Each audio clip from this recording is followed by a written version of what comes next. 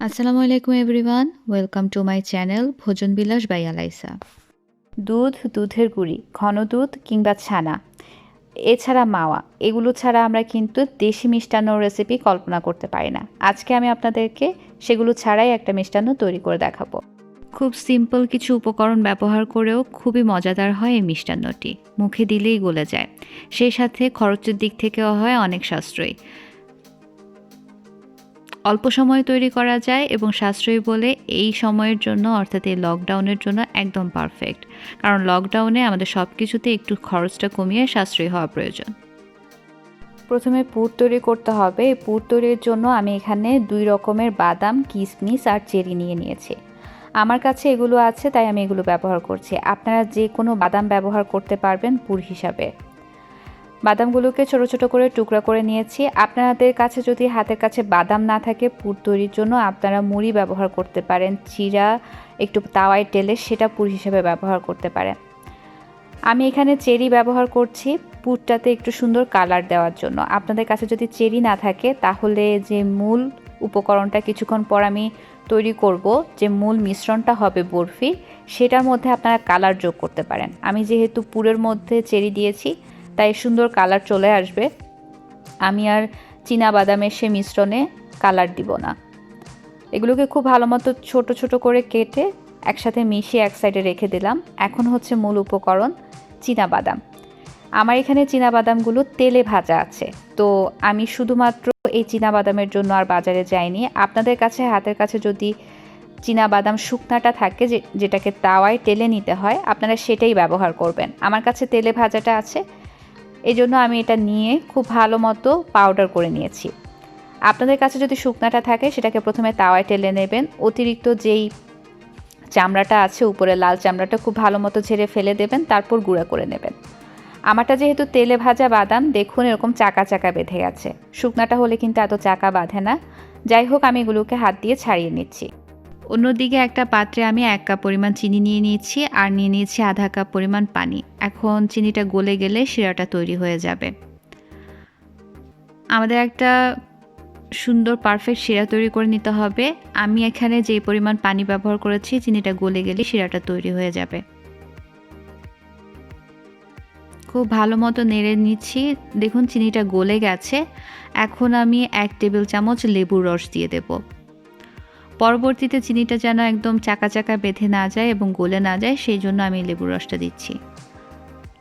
এখন খুব ভালো মতো আবার নেড়ে মিশিয়ে নেব। এখন আমি যে বাদামগুলো রেখেছিলাম সেগুলো দিয়ে দেব। আমি যেহেতু এখানে তেলে ভাজা বাদামটা ব্যবহার করেছি, এই জন্য বাদামের দেখুন এরকম চাক চাক বেঁধে আছে। আপনাদেরটা যদি এরকম চাকা বেঁধে থাকে, আপনারা একটা ঝাঁঝরির মধ্যে খুব ভালো মতো এটাকে চেলে নিতে পারেন। কিন্তু আমি আর অত ঝামেলায় যাইনি। চামচ দিয়ে এরকম করলে, ম্যাশ করলেই কিন্তু খুব ভালো মতো এটা চাকাগুলো ভেঙে যায়। তো আমি এই জন্য আর ভালো মতো চেলে নেইনি।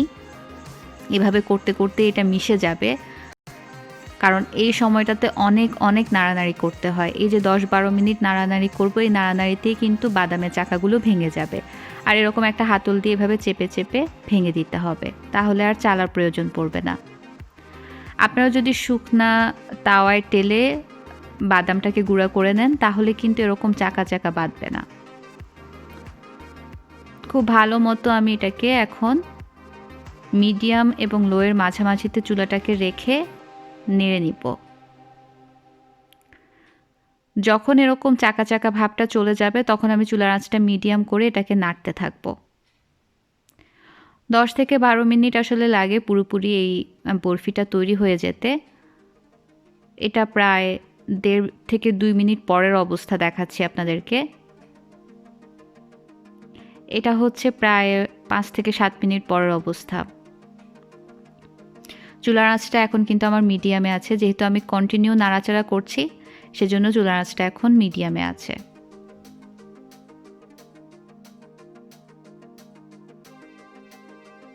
প্রায় 12 মিনিট পর এরকম পর্যায়ে আসে, 10-12 মিনিট পরে। এখন আমি 1 টেবিল চামচের মতো ঘি দিয়ে দিচ্ছি। আমি এই ঘিটা দিচ্ছি সুন্দর একটা ফ্লেভারের জন্য, আপনারা না চাইলে এটা স্কিপ করতে পারেন। ঘিটা দিয়ে খুব ভালো মতো নেড়ে নিচ্ছি। এখানে আপনারা ফ্লেভারের জন্য চাইলে এলাচের গুঁড়ো ব্যবহার করতে পারেন, কিন্তু আমার বাদামের ফ্লেভারটা ভালো লাগে, এই জন্য আমি আর এলাচের গুঁড়া দিচ্ছি না।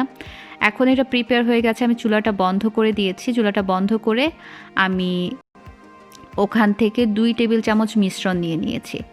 2 টেবিল চামচ মিশ্রণ নিয়ে এখন আমি যে পুরের জন্য ড্রাই ফ্রুটগুলো কেটে রেখেছিলাম, বাদাম টাদাম, এগুলো সব এই 2 টেবিল চামচের সাথে মিলিয়ে এখন একটা পুরের মতো তৈরি করে নেব।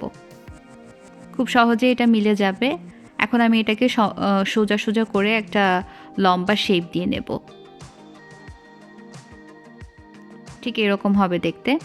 দেখতেই পাচ্ছেন আমি যেহেতু চেরি ব্যবহার করেছি সেই জন্য ভেতরটা একটু কালারফুল হয়েছে।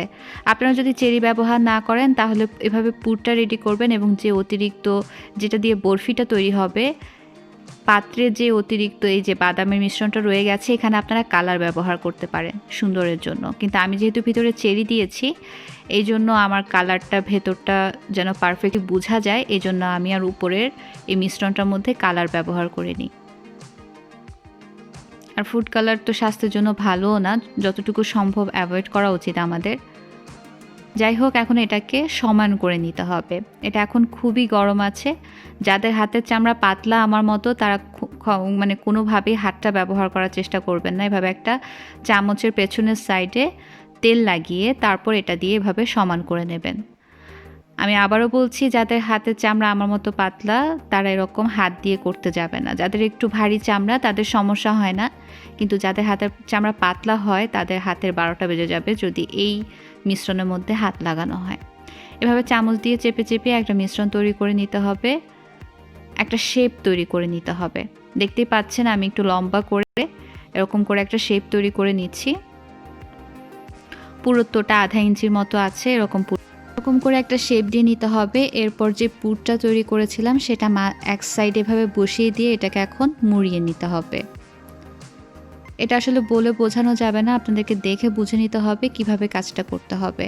আর আমি একটা পার্চমেন্ট পেপার, অর্থাৎ যে বাটার পেপার বা ওভেন পেপার বলে, এটার মধ্যে আমি কাজটা করছি। আপনারা যে কোনো সাদা কাগজ ব্যবহার করতে পারেন কিংবা অ্যালুমিনিয়াম পেপারই ব্যবহার করতে পারেন, তাহলে আপনাদের জন্য সহজ হবে এটাকে মুড়িয়ে নিতে।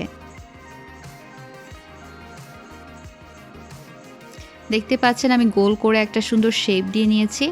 এখন আমি এটাকে স্টোরের জন্য মানে এভাবে করে পেঁচিয়ে রেখে দেব 10 মিনিটের জন্য, যেন বাতাসটা বাদামের গায়ে না লাগে, সেজন্য পেঁচিয়ে রাখছি। এখন এগুলোকে আপনার পছন্দ মতো শেপ করে কেটে নিতে হবে। কতটুকু পুরুত্ব আপনারা রাখতে চান সেরকম করে কেটে নিতে পারেন। আমি আধা ইঞ্চি করে কেটে নিচ্ছি। 10 মিনিটের বেশি কোনোভাবেই অপেক্ষা করা যাবে না। একটু নরম, অর্থাৎ 10 মিনিট পরে কেটে নেবেন, না হয় কিন্তু কেটে নেওয়ার সময় ভেঙে ভেঙে যেতে পারে। দেখতেই পাচ্ছেন আমি 10 মিনিট থেকে একটু বেশি অপেক্ষা করার কারণে আমার একটা কিছুটা ভেঙে যাচ্ছে যখন আমি টুকরা করতে যাচ্ছি তখন। তো এই কারণে 10 মিনিটের বেশি অপেক্ষা করতে যাবেন না। 10 মিনিট পর একটা এরকম ধারালো ছুরি দিয়ে আস্তে আস্তে করে এরকম আপনাদের পছন্দ মতো সাইজ করে কেটে নেবেন, তারপরে তৈরি হয়ে যাবে। এটাকে এভাবেই সংরক্ষণ করে রেখে দিতে পারবেন একটা এয়ারটাইট কন্টেনারে ভরে। 6 মাস আপনারা সংরক্ষণ করে রেখে দিতে পারবেন, একদম পারফেক্ট থাকে। কিন্তু বক্সের মুখ যদি অতিরিক্ত খোলা বন্ধ করা হয় তাহলে কিন্তু নষ্ট হয়ে যেতে পারে। এছাড়া আপনারা অ্যালুমিনিয়াম পেপার দিয়ে মুড়িয়েও কিন্তু রেখে দিতে পারেন, সেই ক্ষেত্রে আর নষ্ট হয়ে যাওয়ার সম্ভাবনা থাকে না। চকলেটের মতো পেঁচিয়ে রেখে দিতে পারেন। এই লকডাউনের সময় বাচ্চারা সবাই যেহেতু বাসায়, বাচ্চাদের কিন্তু বাহানার শেষ থাকে না, আর তাদের বাহানার তালিকার সবচেয়ে উপরে থাকে চকলেট। আপনারা যদি এভাবে বাসায় বানিয়ে রাখেন তাদের চকলেটের স্বাদটাও কিন্তু পূর্ণ হয়ে যাবে। বাসায় তৈরি করবেন, আমাকে জানাতে ভুলবেন না কেমন হয়েছে। কোনো প্রশ্ন থাকলে কমেন্ট বক্সে কমেন্ট করবেন, আমি উত্তর দেবো ইনশাল্লাহ। এছাড়াও যদি কোনো রেসিপি রিকোয়েস্ট থেকে থাকে আমাকে কমেন্ট বক্সে জানাবেন, আমি চেষ্টা করব আপনাদেরকে সহজভাবে তৈরি করে দেখাতে। এই ভিডিওটা যদি ভালো লেগে থাকে একটা লাইক দিয়ে দেবেন, শেয়ার করতে পারেন আপনার বন্ধুবান্ধব এবং পরিবারের সবার সাথে। ভালো লাগলে এরকম আরও অনেক রেসিপি পেতে আমার চ্যানেলটা সাবস্ক্রাইব করবেন।